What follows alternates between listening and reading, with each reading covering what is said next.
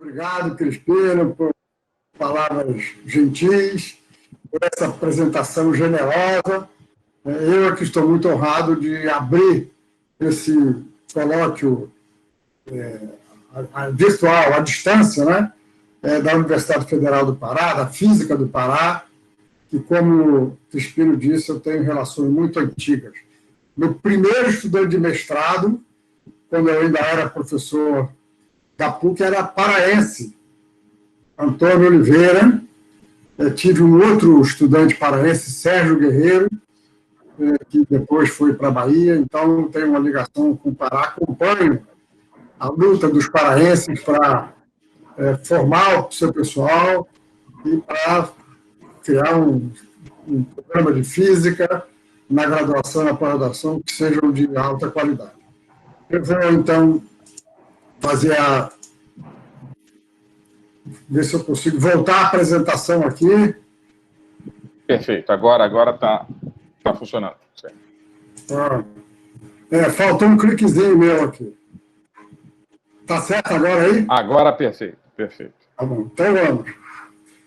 Bem, eu vou fazer uma apresentação que é muito superficial, porque tenho em torno de 45 a 50 minutos para fazer a apresentação, e eu tenho praticamente um slide por minuto. E a ideia é exatamente essa, de dar uma visão geral, sem tempo de poder entrar em detalhe nas coisas. Mas eu gosto de começar de uma forma bem básica. Mas antes de começar, não podemos deixar desses tempos difíceis de pandemia e desgoverno federal, de homenagear as mais de 59 mil vítimas da Covid no Brasil.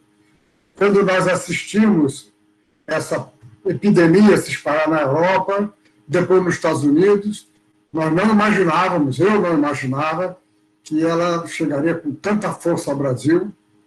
E, infelizmente, a sociedade brasileira, até com maus exemplos de governantes, não fez o que a ciência diz que tem que fazer, que é o isolamento social, porque esse vírus é transmitido no contato entre as pessoas. Então, só tem uma forma de conter o espalhamento do vírus, que é o confinamento social. Bem, sobre o magnetismo do material. Um grupo de elementos da tabela periódica, no chamado grupo de transição do ferro, e também em grupos de terras raras, eles têm uma propriedade importante, como os alunos estudam em estrutura da matéria, que as camadas, eles têm camadas incompletas, camadas eletrônicas.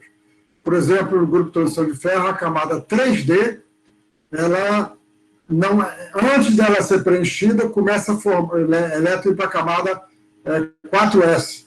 Com isso, a camada 3D fica incompleta. E se ela fica incompleta, ela fica com átomos que têm um momento angular diferente de zero e um spin diferente de zero. A mesma coisa acontece com elementos, com átomos de elementos de terras raras. Então, eles têm um spin e, portanto, têm um momento magnético.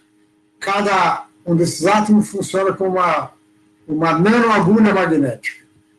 E os materiais que têm essa propriedade e que, além disso, têm uma interação entre os momentos vizinhos, eles são chamados magnéticos, fortemente magnéticos, e uma característica dos materiais magnéticos é quando se aplica um campo magnético, por exemplo, criado por uma bobina, ele fica magnetizado. Os chamados materiais moles ou doces são os que têm um ciclo de esterese muito estreito. E, com isso, a magnetização acompanha, numa certa região, a corrente que cria o campo magnético, de forma linear, e eles são usados para transformadores, geradores, motores, cabeçotes de gravação. Os materiais chamados duros são usados para ímãs permanentes, que são fundamentais para fazer motores, geradores, alto-falantes, microfone, e o que eles têm é um ciclo de esterese bem largo e uma magnetização remanente alta,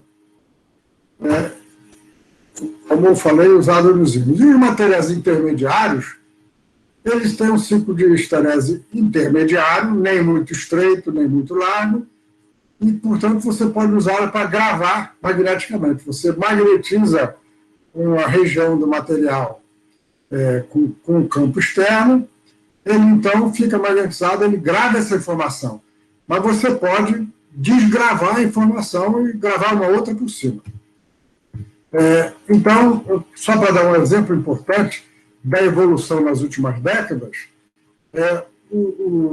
até 40 anos atrás, o produto da magnetização remanente, daqui até lá, pelo campo coercitivo, daqui até lá, é chamado produto BH. E esse produto BH é uma medida da capacidade do ímã de produzir fluxo magnético, campo magnético. Até uns 40 anos atrás, esse produto BH ele era baixo, porque usava-se certas ligas magnéticas, até que começou-se a usar materiais com elementos de terras raras, e vejam que em algumas décadas o produto BH multiplicou por 5, passou de 80 para 400, com os atuais ímãs de neodímio ferro-boro. Isso permitiu que o volume do material magnético necessário para causar um certo fluxo diminuísse por um fator muito grande. Isso possibilitou a diminuição do tamanho dos geradores. E é por isso que nós podemos botar um gerador de 3 megawatts lá em cima de uma torre, de uma turbina eólica, porque o volume do motor diminui muito. Isso também permite fazer motores com potência grande, com eficiência grande, e que é cada vez mais usado em carros elétricos e carros híbridos. A importância de usar motor elétrico no automóvel é que a eficiência do motor elétrico é superior a 90%, enquanto que a dos motores de explosão é em torno de 20%. Então, economiza-se muita energia usando motores elétricos. Por que nós não temos mais? Porque a grande indústria automobilística é baseada nos motores a explosão, que são muito mais complicados de fazer, e elas, então, vão lutar quanto puderem para estender a vida de motores a explosão. Na gravação magnética, como eu disse, uma região de um material, de uma fita, de um disco, ela é magnetizada e essa informação fica gravada. E a gravação magnética está por trás dos principais meios de gravação, desde que eles existem. Nos últimos anos, houve uma evolução na gravação magnética por conta da física quântica que está por trás da espintônica. Então, o fenômeno de magnetoresistência gigante, vou mencionar rapidamente, possibilitou que se trocasse a cabeça de leitura de gravação magnética, de cabeça por indução de Faraday, para cabeça de GMR, cabeça de leitura GMR, que permite ler uma informação num volume muito menor de material e, portanto, permite fazer com que aumente a capacidade de gravação. A espintrônica, então, é a área da física e tecnologia que usa o spin do elétron para novas funcionalidades. Mas é importante chamar a atenção que o spin é um portador natural da informação digital, binária, 1 ou 0, porque spin para cima pode ser 1 e 0 para baixo. E por que a espintrônica tornou possível nas últimas décadas? Por que ela não existia antes? Porque nós, anteriormente, não tínhamos a capacidade de fazer materiais com dimensões nanométricas. No material grande, que tem dimensões maior que o livre caminho médio dos elétrons, quando o elétron entra no material e percorre, ele sofre colisões, numa distância aproximada do livre caminho médio, e ele perde a informação do spin. Então, o spin não é importante na eletrônica tradicional. Agora, se nós fizermos um material dimensão nanométrica, mais simples aqui, uma multicamada, em que nós temos uma camada magnética, aqui uma camada metálica ou isolante não magnética, aqui uma magnética, isso aqui chama uma multicamada magnética, e que, se nós agora fizermos o elétron passar de uma camada magnética para outra, através de uma fina camada, ele não sofre colisões durante a camada, ele só sofre colisões nas interfaces.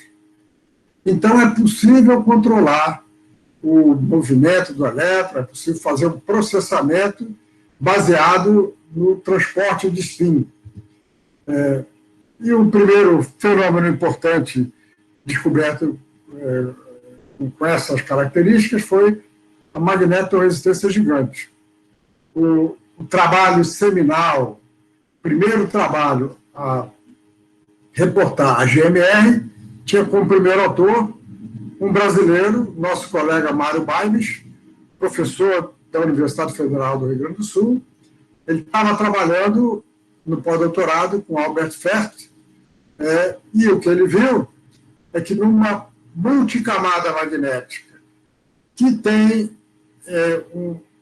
uma espessura entre a camada das camadas que estão separando as camadas magnéticas, tal que o acoplamento entre as camadas magnéticas é antiferromagnético, a resistência é alta. Mas aí, se você aplica um campo magnético, de tal maneira que todas elas ficam magnetizadas na mesma direção, a resistência cai muito. Ela cai da ordem de 50%, por isso eles chamaram esse fenômeno de magnetoresistência gigante. Uma aplicação dessa GMR é exatamente fazer variar a resistência de uma fina camada de cobre ou de um outro material bom condutor, no qual existe de um lado uma camada ferromagnética e do outro lado também uma camada ferromagnética. Só que essa de baixo, ela está presa por um material antiferromagnético, por um fenômeno que eu não tenho tempo de entrar. Aqui, um detalhe, que é o exchange bias, essa magnetização fica presa a essa daqui, pela interação de intercâmbio. E a camada de cima é o que nós chamamos de camada livre. A magnetização dela pode estar para cá ou para cá, dependendo da ação que é feita sobre ela externamente. Quando a magnetização estiver para cá, a resistência é baixa. Quando a magnetização estiver no sentido oposto dessa, a resistência é alta. E isso aqui, então, é um sensor de GMR. Pois bem, o sensor de GMR está, hoje, na cabeça de leitura de qualquer sistema de disco rígido que tem nos computadores. E, como eu falei antes, a resistência dessa camadinha daqui varia dependendo da magnetização dessa camada aqui, que é livre. E essa magnetização muda facilmente com o campo magnético produzido pelo material que tem a gravação magnética. Não é preciso fluxo magnético. A leitura por indução de Faraday exige fluxo. Isso aqui não precisa de fluxo. Basta ter campo magnético. Então, ela é muito mais sensível e ela, então, possibilitou... Vejam que o eixo vertical aqui é densidade em área, gigabit por polegada quadrada. Aqui é o ano de implantação. E vejo que, com a implantação da cabeça de gravação de leitura de GMR, houve um grande aumento na capacidade de leitura, e é por isso que nós temos hoje computadores de mesa, de mão, notebooks, com um hard disk com enorme capacidade. O Albert Fert, que orientou o Mário Baimes, e o Peter Grimberg, que trabalhou independentemente nesse fenômeno, ganharam o Prêmio Nobel de Física em 2007, porque, além de ser um efeito novo, esse efeito possibilitou grandes transformações nas tecnologias. Pois bem, e esse efeito também deu origem a essa área de spintrônica. Essa área, então, está sendo investigada intensamente desde o começo dos anos 90, portanto, há 30 anos. Durante os 10, 15 primeiros anos, os fenômenos que eram estudados em multicamadas magnéticas estão listados aí, eram fenômenos em filmes simples, o efeito de exchange bias que eu mencionei, o acoplamento entre camadas e assim por diante, tunelamento magnético. E as novas áreas da spintrônica estão assinaladas aí. Eu vou, então, falar um pouquinho sobre corrente de spin, efeito spin pumping, efeito spin Hall, e vou falar muito rapidamente sobre spin orbitronics, que é uma área de spintrônica em 2 dimensões,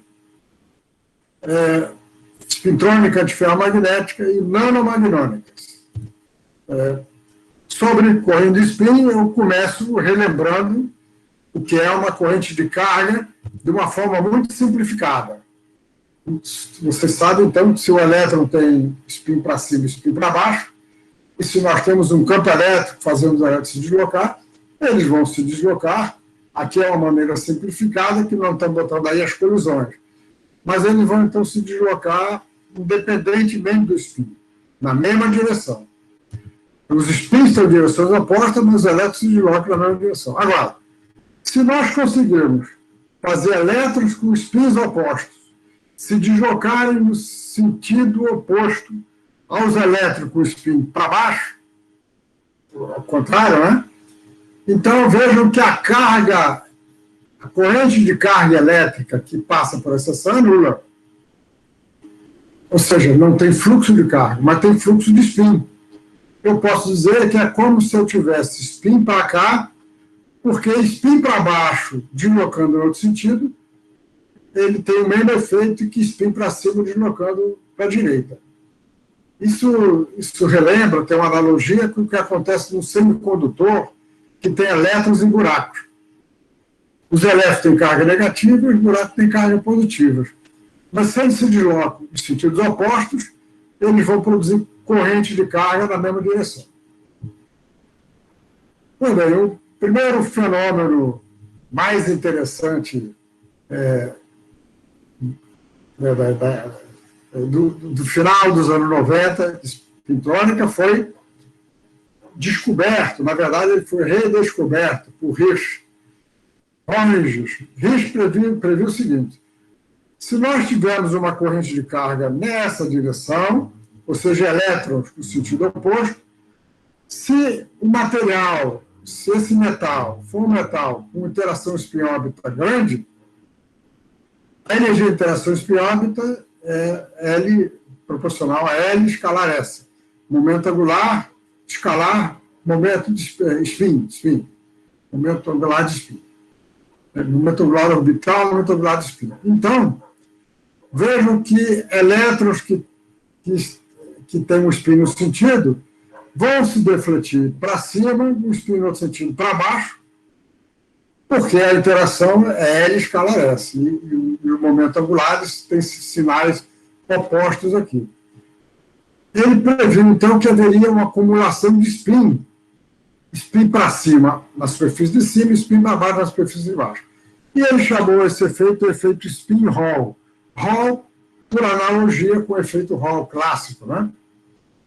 Hirsch não sabia que 20 anos antes, esses dois russos tinham previsto esse efeito, mas eles tinham uma explicação bem mais complicada, não deram esse nome, mas era basicamente o mesmo efeito. Então, esse efeito é chamado spin Hall, que foi o nome dado pelo Hirsch, mas ele, na verdade, tinha sido proposto 20 anos antes. E é possível, então, usando JC para representar densidade de carga, de corrente de carga, e JS, usado para representar densidade de corrente de spin, sigma é a polarização dos spins, O JS é proporcional a JC. E esse fator aqui é o ângulo de spin Hall, que ele basicamente diz que fração dos elétrons da corrente é defletida.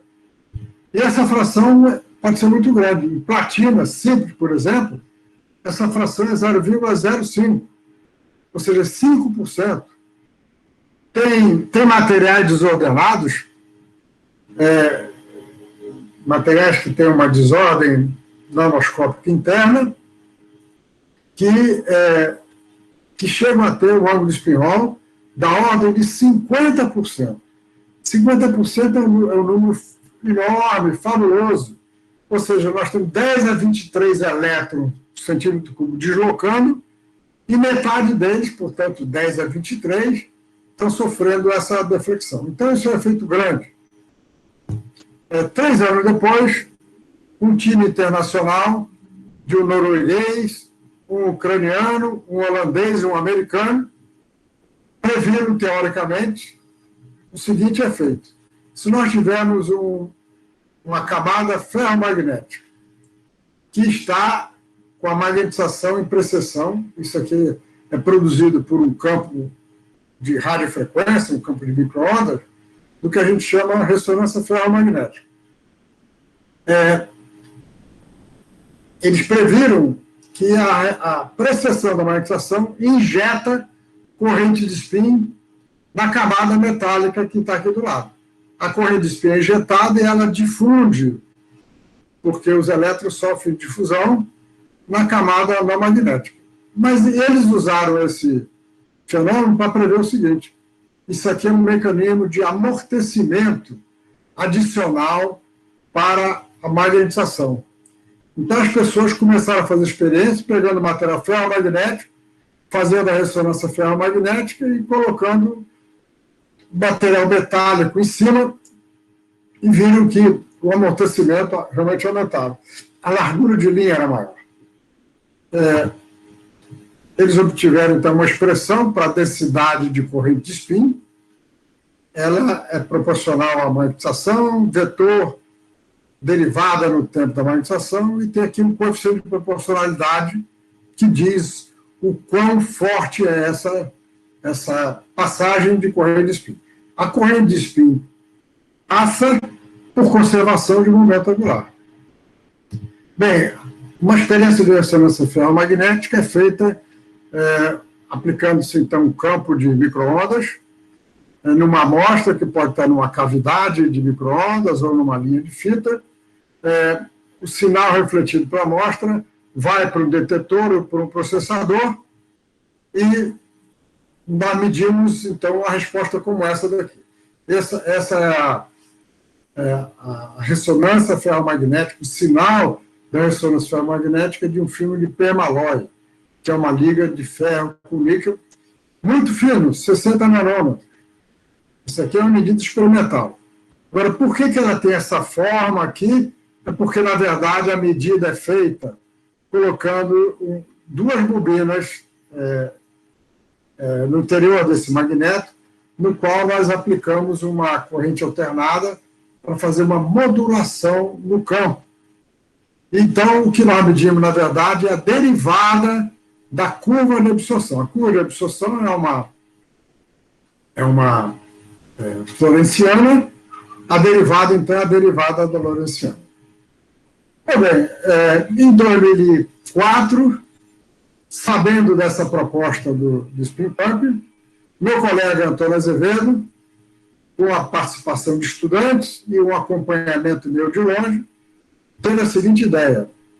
Ele botou numa cavidade uma amostra magnética, mas botou 2 contatos nas extremidades do filme. Isso aqui era uma tricamada magnética. Ele botou 2 contatos para medir a tensão. Então, o sinal da ressonância ferromagnética está mostrado aqui, e quando o material entra em ressonância ferromagnética, ele também mediu uma tensão ΔV nas extremidades da amostra. Antônio e os estudantes puseram diferentes materiais e viram que quanto maior o peso atômico do material, maior era a tensão. A razão disso é que, quanto maior o peso atômico, maior a interação spin-órbita. Agora, esse trabalho foi apresentado numa conferência de magnetismo em 2004, saiu na revista no ano seguinte, naquele suplemento de conferências, mas nós não identificamos claramente como é que a corrente de spin prevista pelo Bauer era transformada em tensão. Ou seja, o nosso trabalho não deu uma explicação completa sobre o que estava acontecendo. Isso apareceu no ano seguinte, foi uma explicação dada pelo japonês chamado Saito, e a explicação é simples. Faltou um pouquinho de imaginação para os autores daquele trabalho, um pouquinho de leitura. Os autores daquele trabalho não conheciam o trabalho do Risch. O trabalho do Risch, que eu mostrei, é do efeito spin-Hall. O efeito recíproco é o efeito spin-Hall inverso. Ora, se nós temos uma corrente de spin formada por elétrons de spins diferentes se movimentando em direções opostas, eles vão sofrer pela interação spin-órbita, colisões, e vão ser refletidos no mesmo sentido. No mesmo sentido. E aí aparece uma tensão, porque tem um acúmulo de carga. Ou seja, a corrente de carga é proporcional à corrente de spin, e esse é o efeito que explica a geração da tensão. Esse efeito spin-Hall, então, é um efeito importante, ele tem sido muito estudado.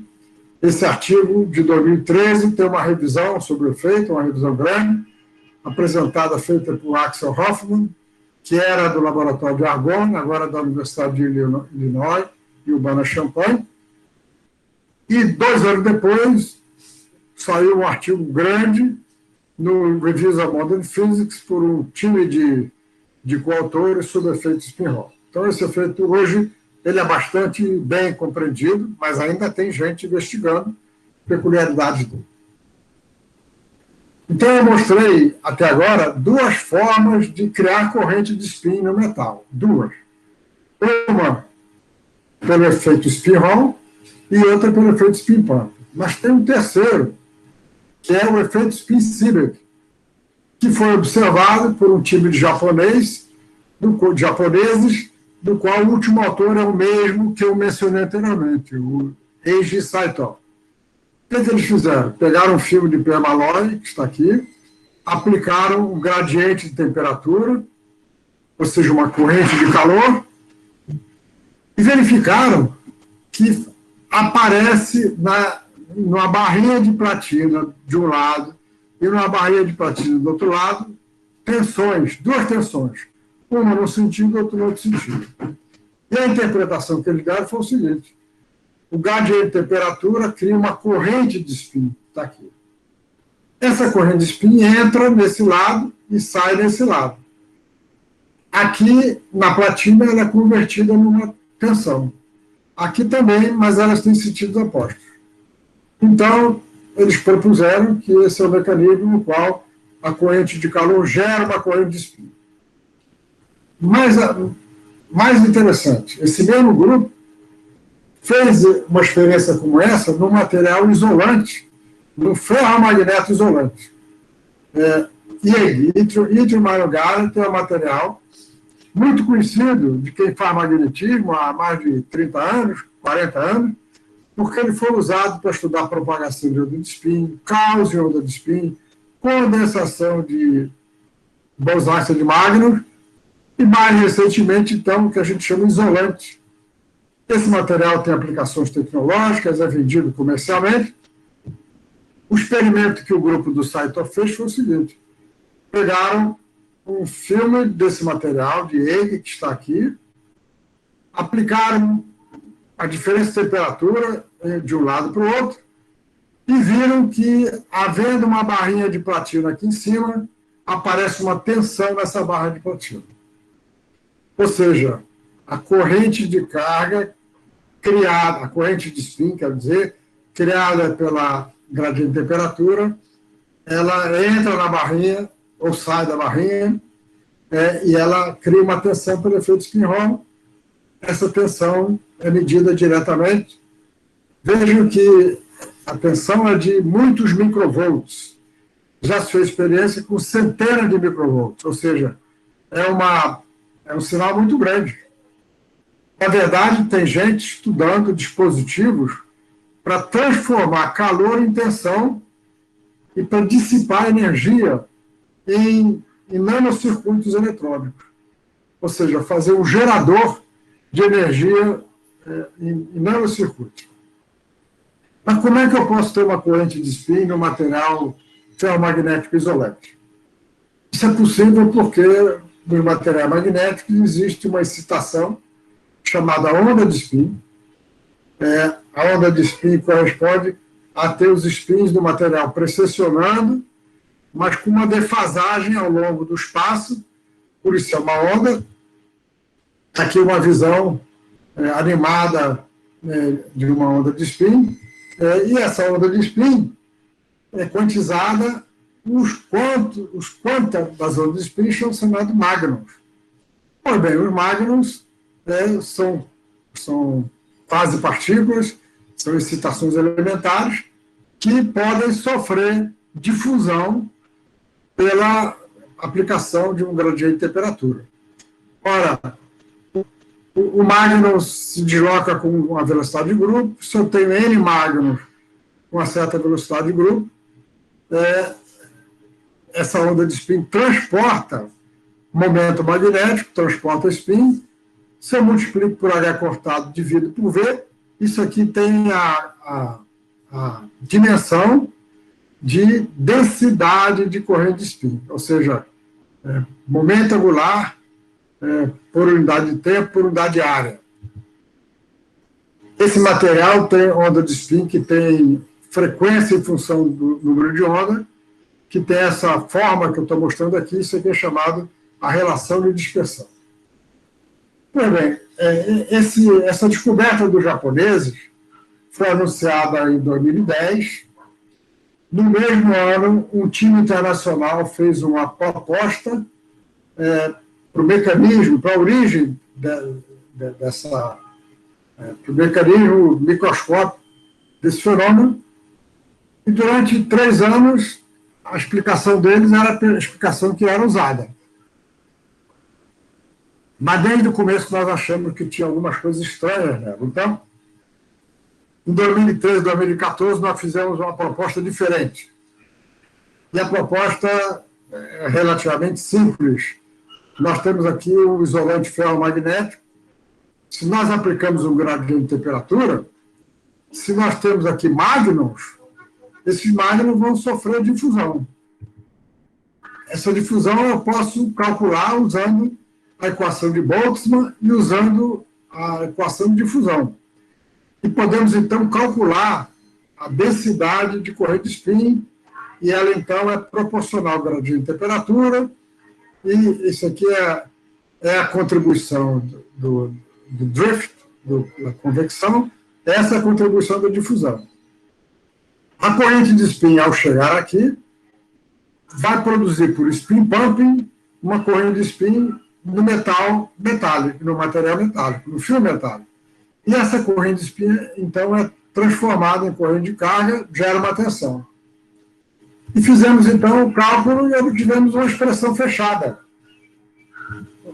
Nós temos uma expressão que dá o valor da tensão, levando em conta os parâmetros do material, o ângulo do Hall de spin, o comprimento de fusão, a corrente de spin, e está aqui um ajuste teórico a medidas experimentais feitas em função da temperatura para 2 gradientes de temperatura. Esse nosso artigo foi publicado em 2014 e hoje ele é reconhecido como a explicação correta para esse efeito spin symmetry. Nós fizemos, desde então, além da teoria, fizemos medidas em vários materiais, temos trabalhado com esses materiais. Vou, então, nos 15, 20 minutos que me restam, falar em resultados mais recentes, de maneira bem superficial. de conversão de corrente de spin em corrente de carga em sistemas de duas dimensões e conversão magnum-fono, eu vou falar do spin do fono. Eu já falei sobre isso daqui, mas vou mostrar então resultados de spin pumping em... aqui é a ressonância ferromagnética de um filme de ele, quando nós colocamos platina, devido ao spin pumping, o amortecimento aumenta, portanto a largura de linha aumenta, e se nós medirmos a tensão produzida nos terminais, veja, nós temos um sinal bonito de muitos microvolts, que tem um sentido se o campo magnético tiver um sentido, e tem um sentido oposto se o campo magnético tiver um sentido oposto, porque, como mostramos lá atrás, o sentido da corrente spin depende do sentido da polarização, e o sentido da polarização depende do sentido do campo magnético. Aqui nós estamos variando o campo estático aplicado e medindo a tensão aplicada. Também, fizemos medidas em sistemas 2D, como eu falei, essa é uma área mais recente. Esse artigo do Manchon e colegas faz uma retrospectiva de novas perspectivas para o efeito Rashba. Esse artigo aqui, que é do FERT, de 2016, foi o primeiro a reportar a conversão de spin, de corrente de spin para corrente de carga num isolante topológico. Isso aqui é um artigo de revisão, também do FERT e de colegas, que mostra vários exemplos nesse fenômeno emergente de efeito spin-órbita na superfície. O efeito Rashba é exatamente o efeito propiciado pela interação spin-órbita, mas que existe nas superfícies e nas interfaces. Também existe em volume nos semicondutores, mas para nós o que interessa é nas interfaces. Está aqui, consideramos um gás de elétron em duas dimensões. Esse é o hamiltoniano do gás de elétron, bem conhecido dos estudantes. A curva de energia em função do vetor de onda é uma parábola, mas agora, se existe interação spin-órbita desse filme, é possível mostrar que tem um segundo termo, que é dado K vetor gradiente de V, signo, aqui está a interação spin-órbita, isso faz com que haja uma separação das bandas. Em 3 dimensões, nós passamos a ter essa figura. Isso aqui, então, é o círculo de Fermi para elétrons que tem spin assim, e esse é o círculo de Fermi para elétrons que tem spin assim. Ora, esse termo daqui, na verdade, corresponde a uma energia que é chamada energia de Rashba, que estudou esse efeito há cerca de 30, 40 anos, e vejam que uma energia desse tipo, ela pode ser vista como a energia de um campo magnético escalar sigma. Esse campo magnético é chamado campo de Rashba. E esse campo de Rashba faz esse efeito interessantíssimo. Elétrons nesse círculo de Fermi, que tem um K negativo, eles vão ter o que a gente chama travamento de spin-momento. Spin-momento locking. Elétrons aqui, eles têm o K nessa direção e, portanto, o spin, o campo magnético, o spin vai estar na direção perpendicular por causa do Z vetor K. Pois bem, esse também já faz um certo tempo, há 30 anos, o outro russo, Edelstein, previu o seguinte: se nós tivermos um sistema de elétron 2D sem corrente aplicada, é essa situação que nós temos, como eu mostrei anteriormente. Se eu aplicar uma corrente, eu tenho um deslocamento do círculo de Fermi, e esse deslocamento acaba resultando no aumento dos spins no sentido, em detrimento da diminuição dos spins no outro sentido. Ou seja, uma corrente de carga induz uma polarização de spin. O efeito inverso é o efeito pelo qual a gente força uma polarização de spin e ela, então, produz uma corrente. Então, esse fenômeno, o efeito Edelstein inverso, ele permite transformar uma corrente de spin em corrente de carga. Lembre que o efeito spin-Hall também é possível pela interação spin-órbita, mas o efeito spin-Hall ele vale para volumes. No sistema 2D, o efeito spin-Hall não funciona, mas funciona o efeito Rashba-Edelstein. Pois bem, nós fizemos há alguns anos já um experimento que foi possibilitado por uma interação com um grupo da Universidade Federal de Minas Gerais, onde pusemos em cima de um filme de Yale uma camadinha de grafeno, que é o material 2D mais famoso. Fizemos ressonância ferromagnética e vimos, então, que no grafeno aparece, na extremidade do grafeno, uma tensão que tem um sentido se o campo magnético tiver esse sentido e tem o sentido oposto se o campo magnético for invertido. A explicação, não vou poder falar mais, mas o fato é o seguinte: nós podemos, usando as expressões do efeito Rashba-Edelstein, nós podemos calcular a tensão em função dos parâmetros e podemos, a partir disso, tirar o valor do parâmetro Edelstein inverso. Esse trabalho foi publicado no Physical Review Letters em 2015. Depois disso, o nosso colega Joaquim Mendes, que é da Universidade Federal de Viçosa.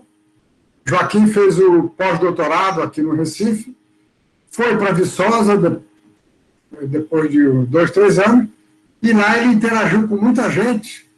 Foi ele que provocou a interação com o grupo de Minas Gerais e também com outros grupos. Então, ele está montando laboratórios em Viçosa, mas, para nossa sorte, ele casou com uma pernambucana, então todas as férias ele veio para cá, trazendo a amostra que ele consegue em todo lugar do mundo, e nós fazemos medidas. Joaquim, então, fez um monte de outras medidas e saiu um trabalho extenso no Physical Review no ano passado. O Joaquim também trouxe outros materiais, como eu falei, isso aqui é um isolante topológico, fizemos experimentos semelhantes, eu vou ter que pular aqui, isso também foi publicado já há uns 2 anos.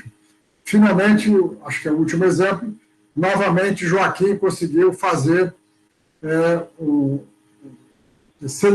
sulfeto de molibdênio, que é um TDM, é um semicondutor, é um transition metal dicalciogenato, um dicalciogeneto metal transição, colocado em cima do IEG, e aqui, então, os contatos são contatos microscópicos. Da mesma forma, nós medimos tensão por spin pumping no sistema em 2 dimensões. Mudando, então, de assunto, como eu falei, os magnons são os quanta de onda de spin que se propagam nos materiais magnéticos, isolantes ou metálicos. Só que nos isolantes, a atenuação deles é muito pequena, porque não tem a atenuação devido aos elétrons de condução. Então, está aqui uma figura de uma onda de spin, e está aqui uma figura de uma onda elástica, vibração da rede. Os quanta de vibração da rede são os fônons. Pergunta: se eu tiver magnons no material isolante, é possível convertê-los em fônon? Bem, é possível, mas para isso é preciso usar um certo artifício. Nós fizemos experimentos aqui em Recife, no qual usamos um gerador de micro-ondas que produz um pulso. Esse pulso é lançado no filme de Yale, e o pulso propaga, é detectado por uma anteninha do outro lado, amplificado, vai para o detetor, osciloscópio, processador, o que quer que seja, e nós medimos, então, um pulso atrasado. Este aqui é o sinal de lançamento da micro-ondas, ele chega quase instantaneamente do outro lado, pela propagação no vácuo da onda eletromagnética. Mas, nanosegundo e depois, chega um outro impulso, que é devido à onda de spin que propaga lentamente ao longo do fio. Nós, então, variamos o campo magnético e vimos, então, que tínhamos onda de spin propagando. Ora, existe um mecanismo de interação entre mágnons e fônons que é simplesmente devido ao acoplamento spin-órbita. Isso pode ser representado por uma newtoniana e nós podemos mostrar, então, que os mágnons, que tem uma relação de dispersão mostrada aqui, essa relação de dispersão cruza a relação de dispersão de fônons, e na região que elas cruzam, devido à interação magnon-fônon, elas formam excitações híbridas. E essas excitações híbridas, então, permite com que, se eu tenho magnon aqui, e se esse magnon, de alguma forma, é levado ao longo da mesma, da relação de pressão da mesma excitação elementar, se ele vier para cá, ele é um fônon. Como é que nós podemos fazer isso? Nós podemos fazer, de alguma forma, quebrando a conservação do momento. E agora estou mostrando essa relação de dispersão numa escala semi-logarítmica para poder mostrar ela toda. E eu vou mostrar de novo isso aqui. O magno vai virar um fônon se eu conseguir quebrar a conservação do momento, porque o K exprime momento. Eu preciso quebrar. Como é que a gente faz isso? Nós botamos essa montagem além de ter um magneto uniforme, nós superpomos com 2 ímãs de terras raras, pequenininhos, que produzem um campo não uniforme.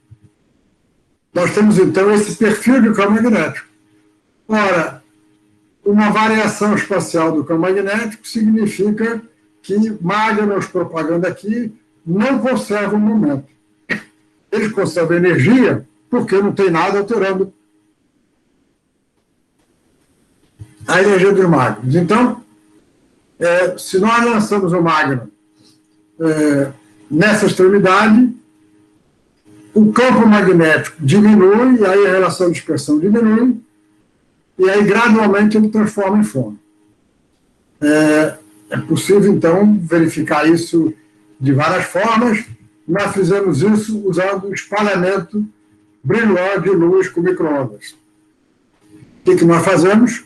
A amostra, que é o filme, está aqui. O gerador de micro-ondas cria, então, a excitação que propaga ao longo da amostra, e nós, então, usamos um laser. O laser é focalizado na amostra, e essa lente, a mesma que focaliza, ela coleta a luz e leva para um interferômetro que analisa a luz. No espalhamento inelástico, nós temos conservação de energia e de momento. E nós podemos, então, discriminar a energia. Veja que eu tenho aqui um pico com energia menor, devido ao que a gente chama de espalhamento Stokes, e aqui um pico com energia maior, devido ao espalhamento anti-Stokes. A montagem, então, está ilustrada aqui por esse desenho, e nós podemos mostrar, não dá para entrar em detalhe, que dependendo do ângulo da amostra com o feixe de luz incidente, eu consigo selecionar o vetor de onda. Então, eu consigo variar o vetor de onda. Então, bem, o que nós fizemos, então, foi medidas variando o vetor de onda. O vetor de onda está aqui no eixo vertical. Cada pontinho desse significa uma medida feita pelos picos do espalhamento Brillouin, variando o campo magnético. Aí nós medimos a polarização da luz produzida nessa região. Nessa região, a excitação é de mágnons. Então, veja o que nós fizemos aqui Aqui nós acrescentamos um analisador antes de chegar ao interferômetro, e variando o ângulo desse analisador, vejam que a amplitude do pico não mudou. Então, a polarização da luz espalhada por esse pico daqui é circular. Mas isso não é novidade, porque Magno corresponde à precessão de spin e, portanto, ele tem polarização circular. Luz é circularmente polarizada. Agora, se nós examinarmos, então é esse resultado que eu mostrei, se nós examinarmos o que acontece com a estação nessa região a estação é um fono. O campo magnético aqui abaixou e eu tenho aqui, então, fono. Ela foi citada como magno, mas virou fono. E a luz polarizada pelo fono também é circularmente polarizada. Ora, se a luz espalhada por fono é circularmente polarizada, isso significa dizer que o fono tem spin. E foi essa a contribuição que nós demos, e mostrando o seguinte: é possível gerar fônons pela conversão de magnos no campo não uniforme, a luz espalhada por esses fônons é circular, e, portanto, os fônons têm spin. Esse artigo foi publicado no Nature Physics há cerca de 2 anos, para nossa grande alegria. Vocês sabem que não é muito simples publicar artigos na Nature, nem na Nature Physics. Para terminar, nós temos, então, por vários fenômenos da spintrônica, a possibilidade de converter corrente de carga em corrente de spin e vice-versa. A conversão é feita pelo efeito spin-Hall ou pelo efeito Edelstein. E a conversão de volta é pelo efeito inverso. Isso aqui está no campo da spintrônica. Tradicionalmente, efeito clássico da termoeletricidade, a corrente de carga pode ser convertida em corrente de calor e vice-versa. E, então, mais recentemente, a conversão de corrente de spin em corrente de carga pelo efeito spin-Seebeck inversa, pelo efeito spin-Peltier, e, no outro sentido, o efeito spin-Seebeck é uma área que chama spin-calor eletrônica. Esse conjunto de efeitos dá, então, uma versatilidade muito grande, que está abrindo novas fronteiras com a descoberta de fenômenos inusitados, envolvendo vários tipos de corrente, e isso tem resultado na publicação de vários livros, que quase todos os livros dessa área são livros voltados para a pesquisa, né? Eles são escritos por vários autores, que cada capítulo é de autoria de um autor diferente. E eu tive a satisfação de passar o ano passado todo, até para me desligar um pouco da política, eu resolvi que eu escrevi um livro-texto. Então, eu escrevi um livro-texto que está publicado agora pela Springer. O livro chama-se Fundamentals of Magnonics. Ele só tem um pedacinho de spintrônica, que é exatamente no final. Ele não é um livro-texto de spintrônica, é de magnônica, que é a minha área de trabalho há 50 anos, e, para minha alegria, a Springer aceitou a publicação do livro há 6 meses, e durante 6 meses tivemos aí grande troca de informações, tive que acrescentar uns tópicos, rever as provas, e o livro agora está publicado. Está aqui, então, uma foto do nosso grupo, os principais colaboradores: Roberto Rodrigues, Fernando Machado, que está aqui, Antônio Azevedo. Eita, nessa foto não está o Rafael, que está assistindo. Eu devia ter escolhido uma foto com o Rafael, que ele está assistindo esse colóquio, mas é a última foto que eu tenho do grupo. Aqui, José Holanda e Daniel Sotomayor. Agradeço muito a vocês pela atenção. Mais uma vez, agradeço ao Crispino pela honra de dar o primeiro colóquio dessa nova série de colóquios do Instituto de Física, da pós-graduação da Universidade Federal do Pará. Obrigado. Nós aqui agradecemos, professor Sérgio. Eu sei que esses webinários, na verdade, eles dão aquela sensação de que você está falando para o auditório vazio, mas eu quero lhe dizer que o senhor esteve falando na maior parte do tempo, se não 100% do tempo, para mais de 110 pessoas que estão conectadas. Então, você pode ter a certeza que falou para o auditório cheio. Antes de disponibilizar para perguntas, eu gostaria que todos, momentaneamente, ligassem o seu microfone. Agora eu estou pedindo o contrário, para que nós, então, vou dar 5 segundos, por favor, todos liguem o microfone para a gente dar uma salva de palmas para o professor Sérgio Rezende, para ele sentir essa calorosa plateia para a qual ele falou.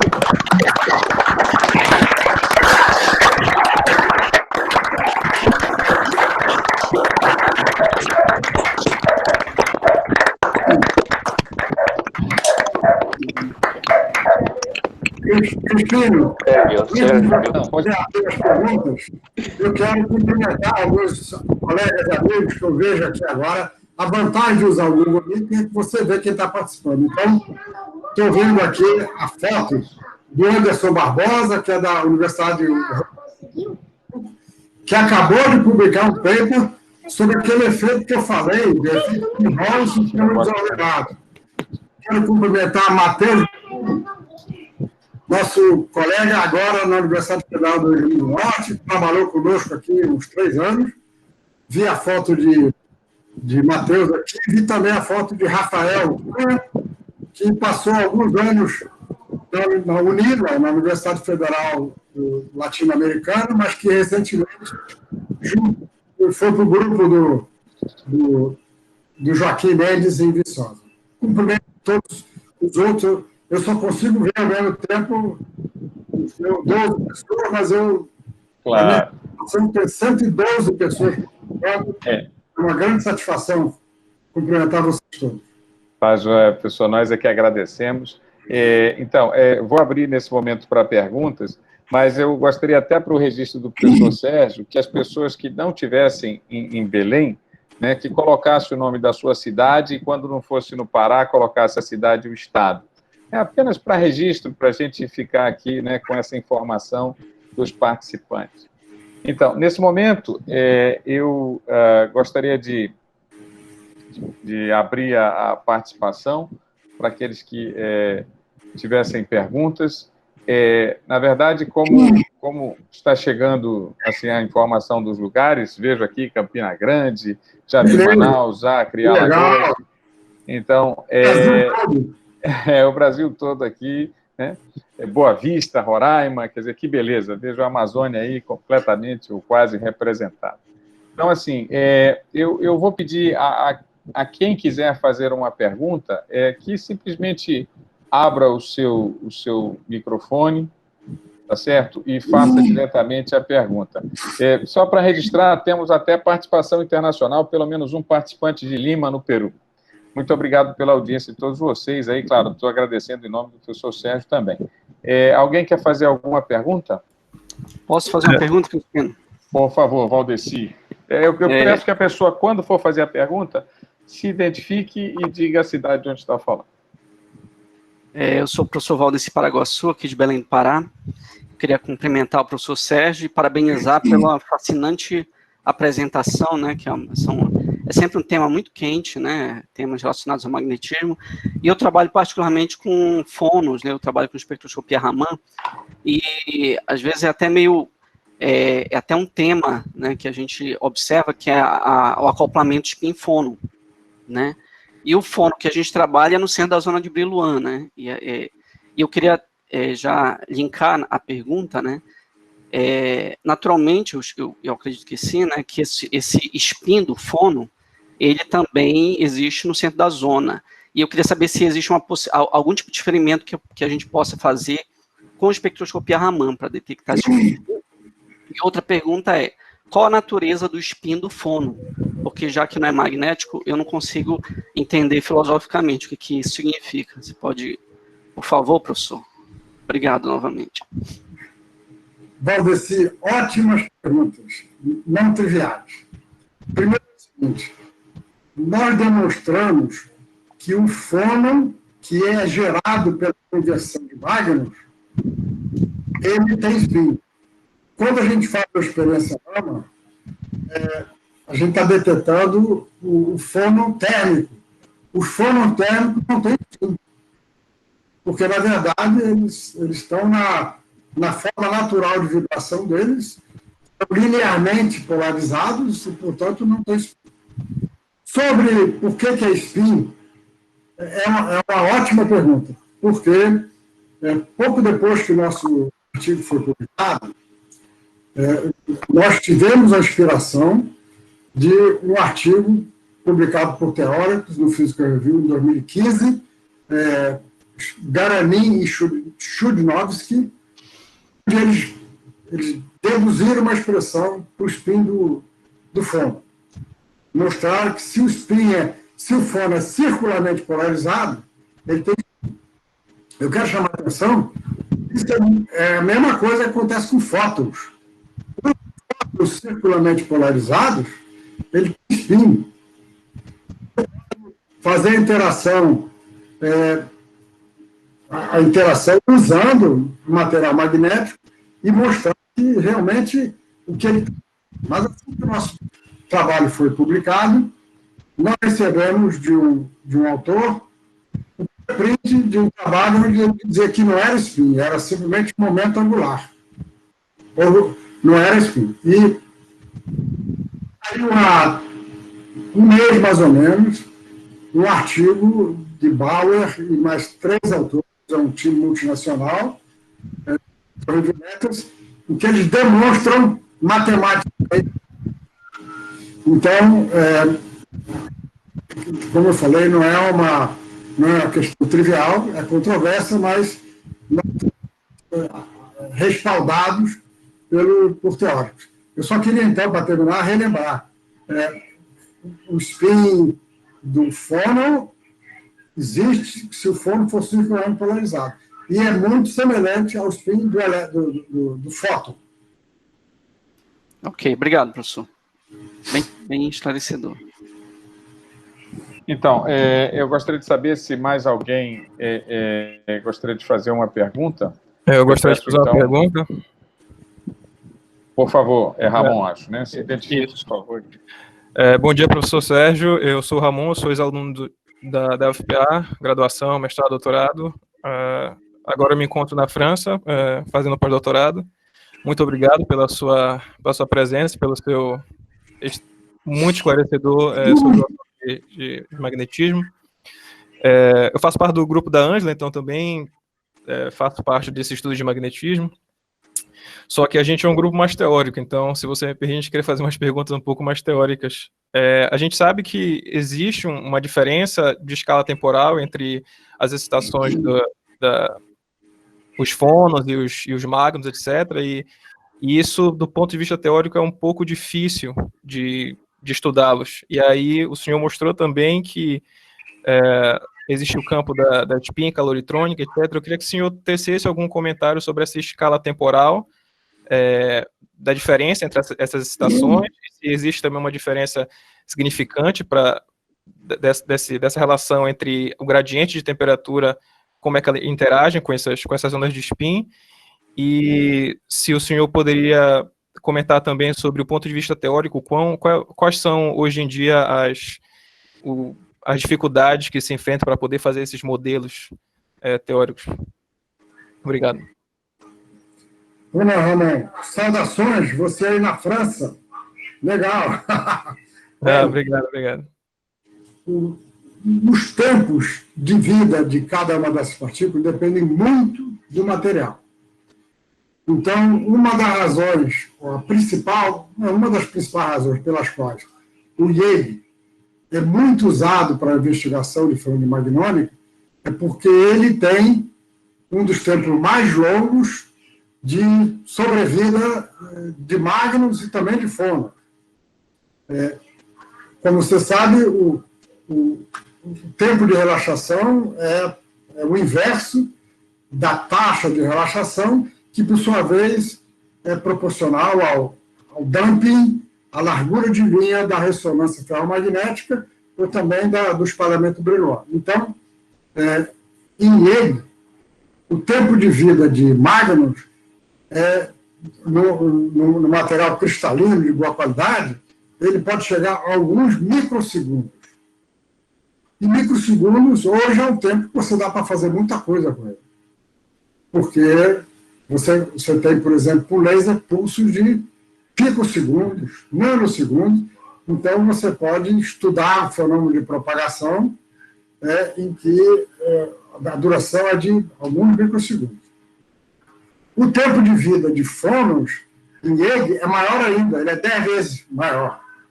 Então, o IEG é uma maravilha para você fazer estudos de fenômenos envolvendo mágnetos e fônons. Mas, como eu mencionei, tem esse artigo recente no Physical Review Letters sobre o spin do fônon. E um dos autores chama Hugo Kriegel, que é um alemão. No início do ano, o mesmo Hugo Kriegel, com outras pessoas, publicaram um artigo sobre fônons em determinados materiais, mas com aplicação em IEG. Então, tem vários grupos teóricos que estão estudando fenômenos dinâmicos, desenvolvendo mágnetos e fônons e outras interações também.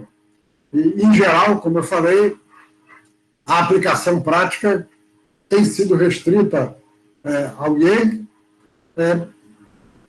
que é um ferrimagneto, ou ferromagneto com os tempos de vida mais longos. Agora, também tem muita gente estudando esses fenômenos em materiais antiferromagnéticos. Eu não tive tempo de falar sobre espintrônica com antiferromagnético, mas essa é uma área mais recente, que também está atraindo muitas pessoas e tem um campo vasto para teóricos também. Celso, obrigado. Então, nós de... temos então, mais pelo menos agora, 2 perguntas registradas, né? Uma é da Ângela, mas há uma inscrição pelo chat do Jordan. Então, acho que nós temos o Jordan, depois o Edson César e depois a Ângela. Professor Sérgio, você prefere todas as perguntas juntas e você dá uma resposta, ou você prefere respondê-las uma a uma? É melhor uma a uma, porque senão eu fico confuso. Perfeito. Jordan, então é você agora. Primeiro, bom dia, professor Sérgio, né? É uma satisfação muito grande assistir seu seminário. Né? Antes de eu fazer a minha pergunta do ponto de vista técnico, eu gostaria de contar uma história de 30 segundos. Eu passei um tempo no departamento de física da UFPA, junto com o professor Celso Mello, né? E eu era um recém-doutor. E eu lembro que eu estava naquela salinha de café próximo da secretaria, pegando um café, e eu lembro que o senhor entrou e o senhor me perguntou, você gosta de café? Eu falei, eu gosto. Pois é, eu tenho esses daqui, ó, que eu trouxe dos Estados Unidos, que eu lembro que eram vários pacotinhos com cafés de diferentes sabores. Que nós não tínhamos nem próximo disto no Brasil. Isto, professor. E aí nós ficamos conversando sobre os diferentes tipos de cafés e o formato desses sabores, né? Isto, professor, fazem incríveis 20 anos, e nunca esqueci, né, desse momento, né?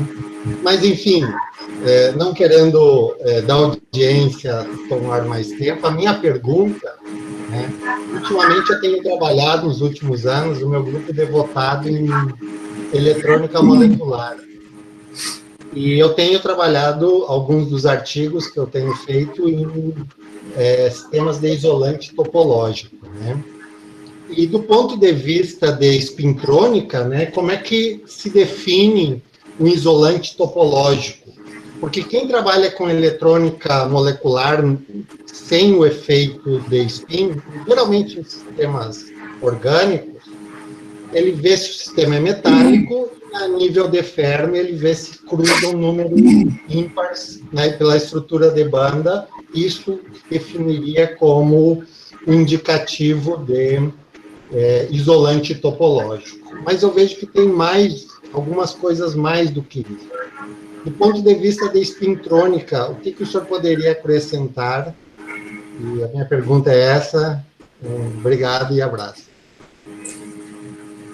Valeu, Jordan. Obrigado pela lembrança. Lembrei vagamente dessa história do café que você contou agora. Veja, o isolante topológico da espintrônica é o mesmo isolante topológico dos outros, só que somente alguns deles apresentam efeitos interessantes para a espintrônica. Certo? Existe uma família enorme, uma grande variedade de isolantes, mas o isolante topológico é o mesmo, ou seja, é aquele material que é isolante no bulk, mas que na superfície a estrutura de bandas faz com que ele tenha um nível de Fermi cruzando a banda, que tem uma forma diferente, e aí então ele conduz na superfície. Alguns materiais que conduzem na superfície, isolante topológico, eles têm então uma capacidade de converter corrente de spin, corrente de carga muito alta. Mais alta do que materiais que convertem por efeito spin-Hall. Então é o mesmo. Só que tem alguns que têm propriedades interessantes para a espintrônica. Ok. Obrigado, você. Um forte abraço. Obrigado, Jordan, professor Sérgio. Agora, na ordem, temos o Edson César, que é aluno do nosso programa de pós-graduação. Edson, por favor. Olá, bom dia a todos, bom dia, professor. Agora uma pergunta de quem não é da área, né? Assim, aquela pergunta mais inocente, digamos assim. O senhor mencionou, né, durante o seminário, que me chamou muita atenção, né, essa possibilidade, né, de conversão da corrente de calor, né, em corrente de spin, né, que é o análogo do efeito clássico que a gente vê nos cursos lá de eletro, né, do efeito termoelétrico. E no grupo aqui da gente, né, do grafite, a gente estuda recentemente, né, aplicações de teoria de campo na matéria condensada. Os seminários do professor Van Sérgio, por exemplo, né, ele menciona muito sobre a valetrônica, né, que é um análogo, né, da espintrônica, só que o grau de liberdade são os vales, né, da estrutura de bandas do material. E aí eu queria saber, assim, fiquei curioso se existe alguns estudos, né, ou se há a possibilidade dessa conversão de corrente de calor em corrente de vale, né, se já há direções sobre isso, e caso não haja, assim, qual é o entendimento do professor, se seria uma possibilidade a investigar? É porque, como não sou da área, não sei se já existe isso. Essa é a minha curiosidade. Veja, eu também, como não acompanho muito de perto efeito termoelétrico, por conta de falta de tempo mesmo, eu imagino que os efeitos termoelétricos certamente se manifestem nos materiais de valetrônica, mas eu não conheço pessoalmente artigos científicos sobre isso. Mas eu imagino que existam, porque o fenômeno termoelétrico os fenômenos são bastante gerais, né? Tá bem. Obrigado, senhor. Obrigado, Edson. Obrigado, professor Sérgio. Agora, a próxima inscrita é a professora Ângela. Bom dia, professor Sérgio, aqui é a Ângela Clautal, aqui da UFPA. Obrigada pelo seminário, obrigada por ocupar nosso tempo nesse, não período de pandemia, mas também nesse período de desgoverno. É bom ter alguma sanidade diante de algo tão insano que está acontecendo no Brasil. A minha pergunta é referente aos antiferromagnetos em espintrônica, em particular os esquírmios, e o uso deles em racetracks, como o Park vem propondo e outros pesquisadores. Se o senhor acredita que realmente essa é uma proposta em que nós teremos brevemente algo tecnológico relacionado a isso, ou se ainda está muito distante essa realidade. Obrigada. Ângela, satisfação falar com você, ver sua foto aí. Prazer, é bom ter você. Veja, sobre a aplicação, tem o seguinte, uma grande parte dos artigos publicados em espintrônica, em algum lugar, as pessoas mencionam possível aplicação. Então, eu sinto que há uma necessidade de falar em possível aplicação por conta dos financiadores que querem ver a aplicação prática concreta e tal. Mas, na verdade, existem algumas aplicações concretas, existem várias outras, muitas outras, que são prometidas e que o tempo vai passando e a gente não vai chegando. No caso de materiais antiferromagnéticos, você sabe que quando o Néel, que fez os primeiros estudos, né, ele que descobriu esse fenômeno, quando o Néel ganhou o prêmio Nobel, em 1970, ele disse que os materiais antiferromagnéticos eram muito interessantes do ponto de vista de física básica, mas que não tinha nenhuma utilidade. Ele usou a expressão não tem utilidade. 20 e poucos anos depois, apareceu uma aplicação importante, que é exatamente o exchange bias.